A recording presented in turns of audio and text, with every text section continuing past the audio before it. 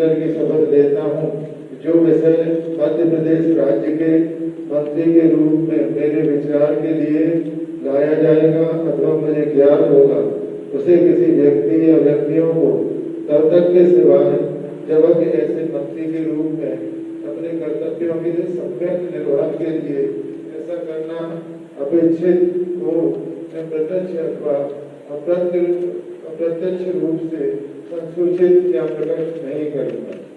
हमारे वरिष्ठ नेता रामनिवास रावत जी ने आज शपथ ली है। मेरी अपनी ओर से बधाई। मैं अपनी सरकार में नव नियुक्त मंत्री का लाभ मुझे मिलेगा। मध्य प्रदेश की जनता के लिए उनका अपना संसदीय जीवन लंबा है, उनका अपना अनुभव भी बहुत है। मैं समझ सकता हूं कि पूरे प्रदेश को खास करके हमारे चंबल अंचल में उनकी अपनी गहरी पकड़ भी है और वो क्षेत्र ऐसा आता है जहाँ विकास की बहुत संभावना है। मध्य प्रदेश सरकार उनकी भावना के अनुसार लगातार अच्छे से अच्छा काम करेगी और प्रदेश की सेवा करेगी। मेरी अपनी ओर से बधाई।